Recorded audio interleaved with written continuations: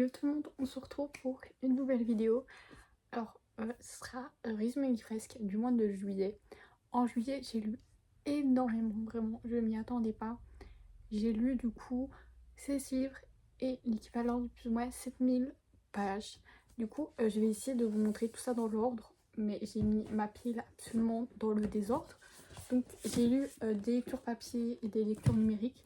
Pour les lectures numériques, c'est ceux que je lis sur ma liseuse. Je vous mettrai du coup une photo là ou là, ça dépendra. Donc j'ai commencé le mois en terminant Le Refrain de la rivière de Rebecca Yarros. Excusez-moi, je les confonds tout le temps, surtout qu'ils n'écrivent pas du tout la même vibe. Donc Rebecca Ross de chez Sabran, ici on est sur le tome 1 d'une duologie et vraiment j'ai beaucoup aimé. Donc ici c'est de la réécriture de contes, je crois plus écossaise. Vraiment, j'ai beaucoup aimé. On va suivre, je crois que c'est Jack. C'est Jack qui revient sur son île après plus de 10 ans, après avoir reçu une lettre au roi, on va dire, qui l'informe qu'il y a des disparitions et qui a besoin de lui pour enquêter sur tout ça. Et quand il revient sur l'île, en fait, beaucoup de choses ont changé et ils enquêtent sur les disparitions, qui pensent à bord surnaturel et qui découvrent que finalement, ce n'est pas si surnaturel que ça. Et du coup, on va suivre un peu. Il y a la romance dedans. Je sais pas ce que va donner le tome 2. J'ai assez peur parce que finalement, l'enquête elle se termine dans le tome 1. On va voir tout ça. Donc, après, j'ai lu Un faux départ de Elsie Silver. Ici, c'est le tome 4 des Ranges de Ruby Creek. Je vous avoue, c'est à peu près. J'ai un cheveu dans la bouche. Donc, je dois vous avouer que moi, c'est le tome que j'ai le moins préféré. Des 4. Ici, on va suivre du coup la sœur de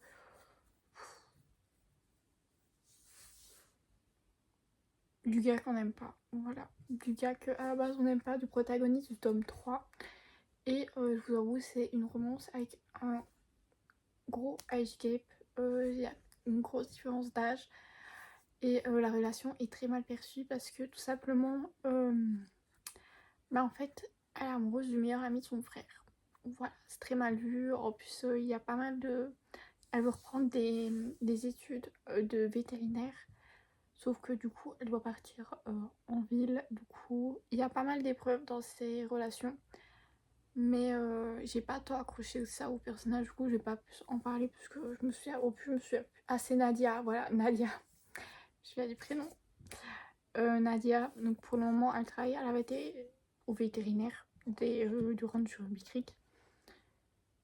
Et c'est un peu bizarre comment ils se rencontrent les deux protagonistes. Tout simplement, ils étaient aux toilettes. Donc, Nadia était aux toilettes et elle était en train de galocher son mec. Et il y a du coup le protagoniste qui rentre et lui il veut juste aller aux toilettes. Et le gars il commence à lui gueuler dessus et tout. Le mec de Naïsa. Et puis ils se sont embrassés. Voilà. Mais ils savaient pas qui ils étaient. Et du coup quand ils ont appris qui était qui, ils se sont dit on va plus faire ça. Voilà. J'ai pas plus kiffé que ça. Après, j'ai lu Si les étoiles se taisent des Emma Green. Je pensais que c'était un one shot, c'est une trilogie car on va suivre du coup chaque tome une sœur. Donc ici on va suivre une sœur qui les prénoms. Si j'ai pas le livre sous les yeux, en fait je me souviens de l'histoire mais pas des prénoms. C'est horrible. Du coup on va suivre une des sœurs qui vient de perdre son mari et son vœu est de retourner sur son île, je crois écossaise. Du coup, et de disperser les cendres, sauf que quand elle revient sur l'île, elle est très très mal accueillie. Au départ, elle devait rester juste un jour ou deux, finalement, elle va rester un petit peu plus longtemps que ça. Et elle va du coup aller dans la maison de son mari, de son mari décédé. Et elle apprend que son voisin est celui qu'elle a vu transporter des sacs poubelles remplis de ce qui pourrait être un corps dans sa voiture. Du coup, elle pense que c'est un meurtrier. Et il faut savoir que la femme de cet homme a disparu il y a maintenant plus d'1 an. Et on pense tous qu'il l'a tuée. Voilà. Et du coup, il va y avoir des rapprochements. il va encore avoir une disparition. Et plutôt une disparition, meurtre. Et du coup, on va enfin savoir ce qui se trame. Ensuite, j'ai lu Cash de Jessica Peterson de ses 2 Axus romances. Donc l'objet du livre est très très beau. C'est une romance cowboy. On est sur une saga de 5 tomes car il y a 5 frères. Donc ici, on va suivre Cash qui est fermier. Cowboy fermier, je sais pas trop comment on dit ça. Et du coup, on va plus suivre d'accord Molly qui vient de perdre son père et qui hérite d'une propriété, donc le ranch. Sauf que Molly n'était pas du tout proche de son père. Elle veut juste l'argent car elle en a besoin pour sa marque de bottes de cow-boy, un peu comme ça. Et du coup, sauf qu'elle n'avait pas vu venir, il y a une condition, c'est habiter. Chaque mois qu'elle habite dans le ranch, elle reçoit du coup une compensation. Et du coup, au début, elle veut pas, mais elle a tellement besoin d'argent pour ça qu'elle y va. Et elle rencontre Cash, qui est vraiment juste insupportable.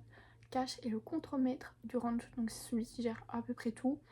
Lui, il se dévoue au ranch depuis que le père de Molly a adopté lui et ses 5 frères, ses 4 frères du coup.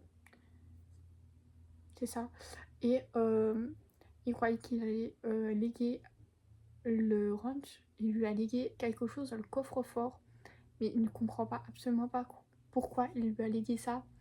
Et en même temps, il doit montrer à Molly ce que c'est les aspects de vivre dans un ranch.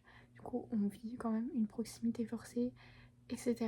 Et en même temps, on a la mère du coup de Molly qui est derrière, car elle déteste juste vivre dans les ranchs.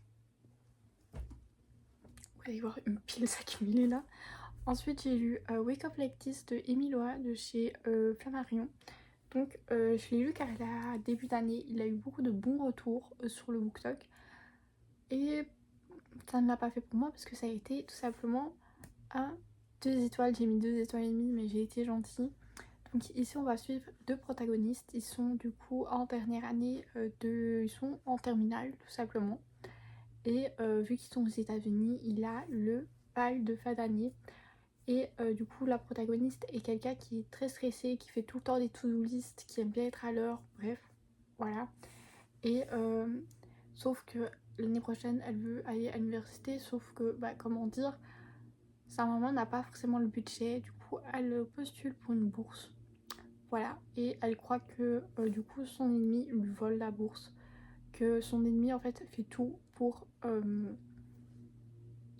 la pourrir. Et à un moment, quand ils vont décorer la salle de bal tous les deux, il va se passer un événement, elle va tomber de l'échelle sur le protagoniste et ils sont, je crois, 20 ans après, 10 ou 20 ans après, et elle ne comprend absolument pas ce qui se passe.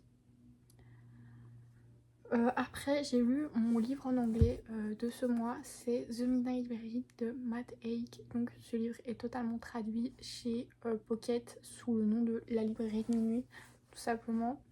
Donc je dois avouer, c'était assez bizarre, surtout que j'ai failli pleurer dès les premières pages. C'était horrible. Voilà. Donc vraiment, la vie de Nora, pour le moment, elle va au plus mal. Elle se fait virer.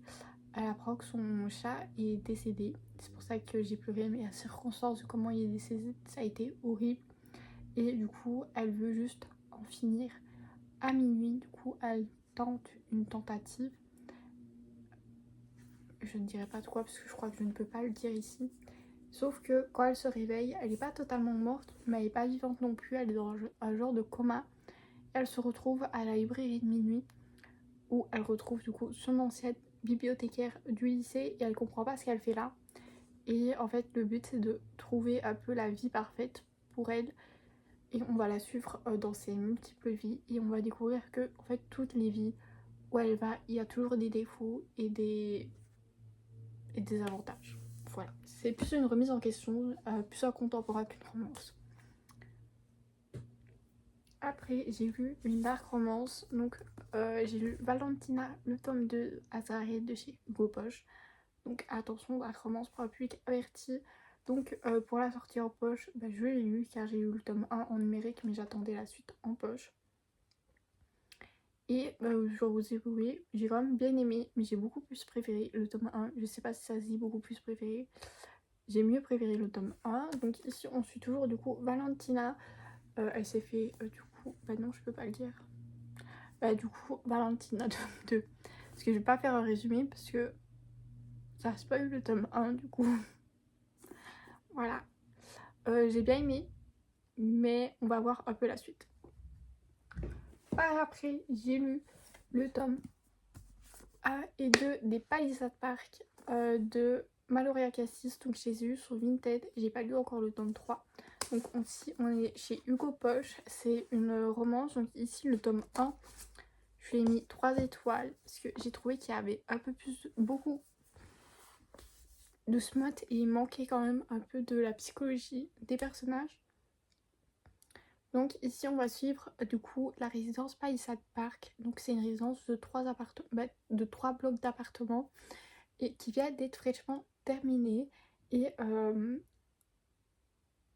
l'IFAL, je crois qu'elle s'appelle juste Li, décide d'emménager pour réussir après la suite, car elle s'est fait plaquer par son ex et elle veut juste fuir sa vie, elle veut juste recommencer, avoir un nouveau départ et ouvrir du coup sa salle de massage. C'est vraiment ça, mais en fait c'est ma prononciation qui est un peu bizarre. Sa salle de massage et du coup elle s'inscrit sur un site de rencontre pour rencontrer du coup un nouveau amour et son voisin Max Troxler, peu bizarre. Lui, il réserve son cœur à l'océan. Il est pas maître nageur, si, je crois.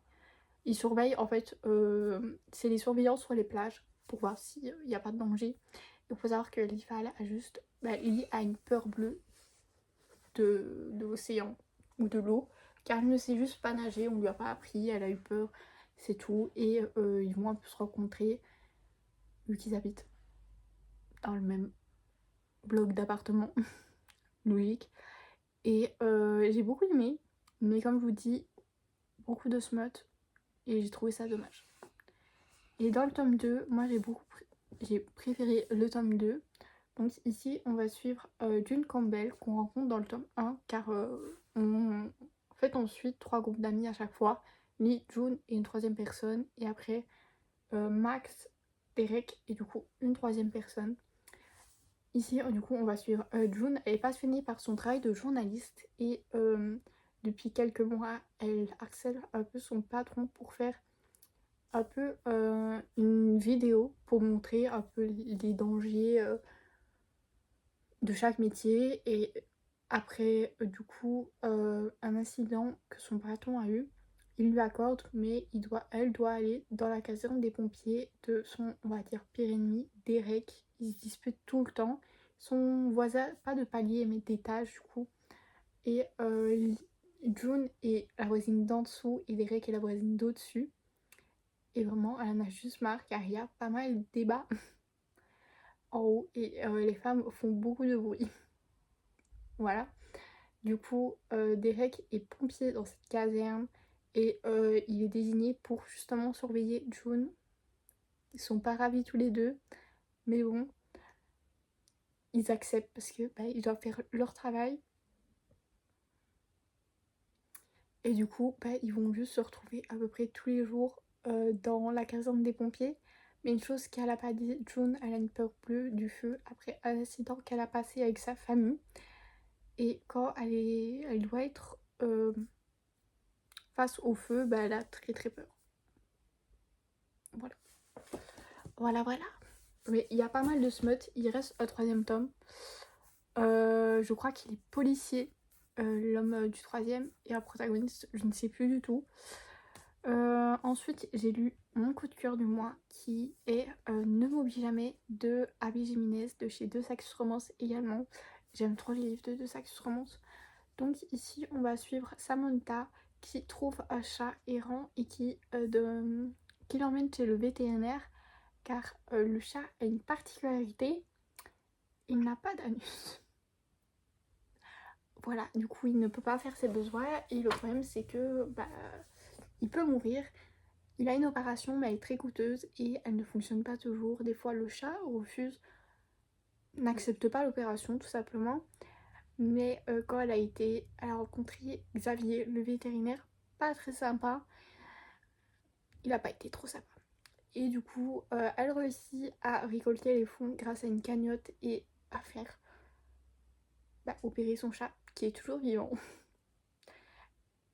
Elle retourne chez ce vétérinaire car elle a besoin de pour faire dormir les chats, de somnifères, parce qu'elle a un long voyage à faire en avion. Et Xavier lui propose un rencard. Voilà, tout simplement. Et Samantha accepte. Donc ils ont vraiment le meilleur rencard de leur vie, meilleure soirée et tout. Mais au petit matin, Samantha dit je pars, mais pas en vacances. Elle déménage car elle a besoin, sa mère a besoin d'aide car elle a une maladie dégénérative. Même s'il y a sa soeur et son père qui la surveillent, bah, elle a envie aussi de s'occuper de sa mère. Et elle dit à Xavier oublie-moi. Et finalement, Xavier ne l'oublie pas. Vraiment, ce livre, j'ai eu les larmes aux yeux à certains moments car c'était extrêmement triste. Du coup, faire très attention au trigger warning, surtout à la maladie de la mère qu'elle est, je trouve, horrible. Parce que ça peut arriver à tout le monde. Il faut savoir que c'est une trilogie sur les amis, mais ce livre restera dans mon cœur. Je suis quelqu'un qui aime beaucoup Abby Jiménez. À mon avis, je sais pas si j'irai la suite en français ou en anglais pour avoir vraiment les mots bruts de l'autrice. On verra. Par la suite, j'ai lu Le Jugement du coup de... J'ai pas le nom des autrices. De toute façon, vous aurez une photo. Donc je vais pas en parler plus que ça parce que c'est déjà le tome 3. Donc ici, c'est le tome 3 de la Zodiac Academy. Elle est traduite en français. Je crois, et moi personnellement, je l'ai trouvé sur je mettrai le nom du site, je sais pas le prononcer. Et le tome A a été extrêmement dur parce qu'on parle beaucoup de harcèlement. Et le tome A est pas mal niveau là. Il y en a toujours, on va dire, dans le tome 2 ou 3, mais moins quand même. Et le harcèlement est quand même moins dur. Ça reste de harcèlement, mais on va dire il est moins violent. J'aime beaucoup parce qu'on suit quand même du coup deux princesses perdues qu'on croyait mortes, qui ne sont pas, qui arrivent de la Zodiac Academy et qu'on dit en fait vous êtes des faillis, vous avez des pouvoirs. Sauf que entre temps, vu qu'on croyait qu'ils étaient morts, il y a des nouveaux héritiers et les héritiers n'ont pas trop envie. Du coup, on va suivre surtout toute cette histoire. Moi, vraiment, je la recommande parce qu'elle est super bien. Je sais pas vous dire si la traduction, elle est bien faite, mais moi, personnellement, quand je lis, le livre est fluide. C'est quand même des gros livres, donc faire attention. Après, on repasse sur de la romance avec Loser Fraternity, le tome A de Jen Guerry et Océane Ganem de chez Hugo Roman. Donc ici, on est sur le tome A d'une trilogie. Je lui ai mis la note de 4 étoiles, je crois, 4 étoiles. Alors j'ai beaucoup aimé ce livre, sauf que en fait, ici, du coup, je vais plus vous raconter l'histoire et je vous dirai pourquoi il me manquait quelque chose dans ce livre. Du coup, on va suivre Juliette Bowell. Juliette sans E, c'est son petit surnom, qui mène une double vie. C'est quelqu'un de très timide dans la vie, mais c'est une star anonyme pour tout ce qui est écriture du genre Wattpad. Voilà. Et lors de sa rentrée à l'université de Miami, elle pense qu'elle a aucune chance d'intégrer, vous savez, eux c'est des fraternités qui n'existent pas en Belgique et en France. C'est des fraternités et sauf que avec son meilleur ami d'enfance, ils intègrent une fraternité un peu particulière et vraiment je la trouve pas mal comme type de fraternité. Je sais que ça n'existe pas, mais j'ai trouvé le concept pas mal. Ça s'appelle les Loser Fraternity et ils acceptent un peu tout le monde. Voilà, il n'y a pas de prérequis comme les fraternités du sport ou des pop-up girls et des trucs comme ça. Là, ils acceptent tout le monde, que vous soyez geek, sportif, etc. Juste. Et de l'autre côté, il y a Isaiah. C'est Isaiah.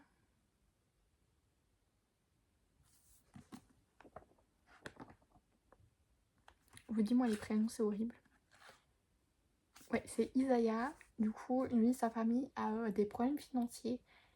Et du coup, il intègre la Loser Fraternity tout simplement parce que la chambre est pas chère.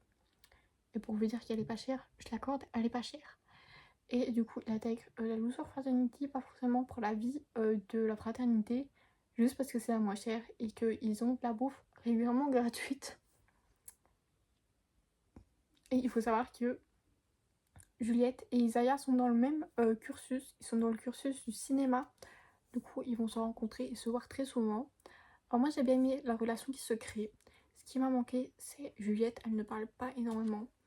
Elle est fort timide, du coup, elle n'ose pas parler, mais c'était un manque, vraiment. Des fois, il y avait tout un chapitre où juste on voyait le point de vue de Juliette. Bah, elle pensait, mais elle parlait pas. Ça m'a un peu énervée.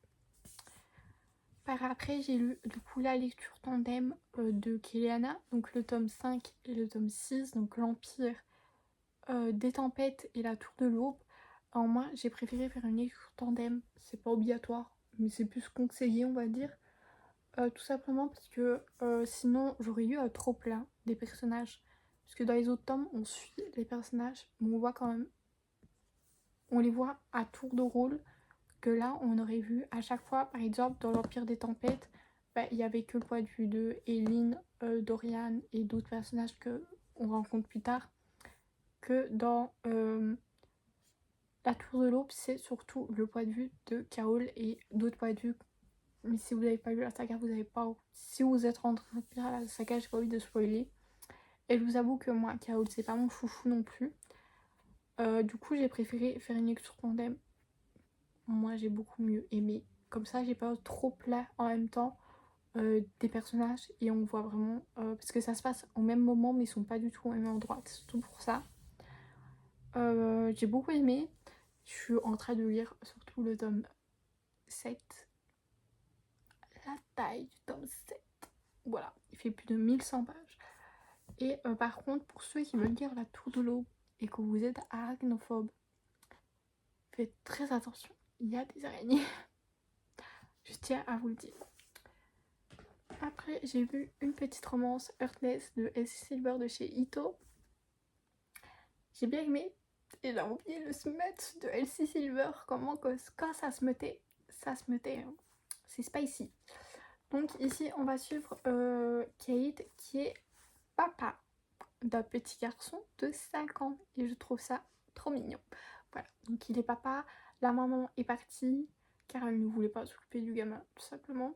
Elle en avait marre de la vie orange. Donc avant, le petit garçon, Luc, je crois, si je ne dis pas de bêtises. Oula, pardon. Donc il faisait des gens gardaient Luc, mais ils sont devenus trop vieux, du coup ils ne savent plus le garder. Et ils cherchent une babysitter pour les 2 mois d'été. Et du coup, la copine de son frère, Summer, lui dit: mais c'est parfait, moi j'ai la personne parfaite pour toi. C'est pas la personne parfaite. La personne, c'est Willa. Aucune expérience en gardage d'enfants. Et elle a 25 ans. Ils précisent là, parce que je crois qu'ils ont une différence de 11 ans entre Kate et Willa. Donc Willa, finalement, vient.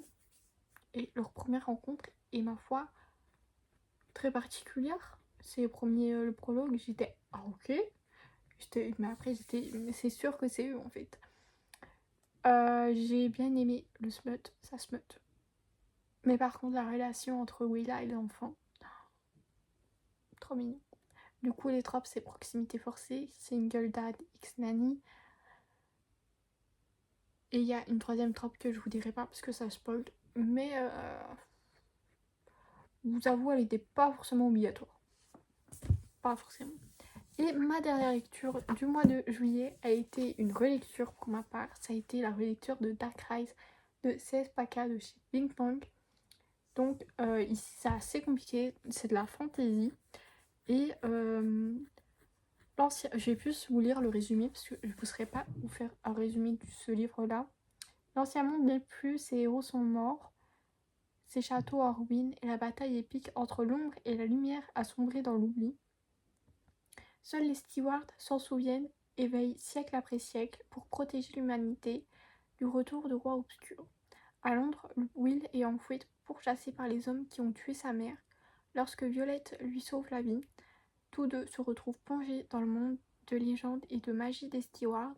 Alors qu'ils s'entraînent à leur côté, c'est dans le camp opposé que risque se retrouver Catherine, fille de bonne famille, désargentée, car l'ombre avance ses pions, dont le plus dangereux est le venimeux James, qui fut étroitement lié au roi obscur. Peu à peu, les anciennes alliances se reforment ou sont appelées à être brisées.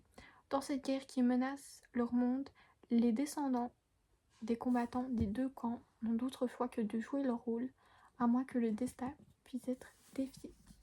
Donc ici, en fait, on va suivre surtout le point de vue de Will et de Violette.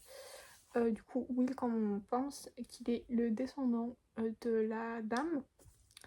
Donc la dame, c'est celle qui est du côté de la lumière. Et du coup, il rentre au château des Stewards avec Violette. Violette qui a un lion. Je sais pas comment expliquer vraiment. Juste là, elle a une grande force. Mais souvent, les lions sont dans le mauvais côté. Le côté du roi obscur. Et on va suivre surtout le développement pour un peu comment est Stewart. Je l'avais lu il y a 2-3 ans déjà et j'avais jamais eu le tome 2. Et je me suis dit autant essayer de le relire pour voir si pour moi c'est toujours non ou je lirai le tome 2. Du coup la réponse est je vais lire le tome 2 car j'ai quand même hâte de savoir la suite. Je dirais il est accessible à partir de 14-15 ans parce qu'il n'y a rien de spécial à part des scènes de combat des fois qui est un peu. Après, je suis plus sensible à ça que les autres. Du coup, voilà. Je lirai le tome 2. C'est une duologie. Plus sur ma liseuse parce que j'ai pas envie de l'acheter et je crois qu'il est très difficile à trouver. Voilà. Donc, ceci, c'est mon résumé livresque du mois de juillet. J'espère que vous avez aimé cette vidéo. N'hésitez pas du coup à me suivre sur Instagram et TikTok. Et abonnez-vous.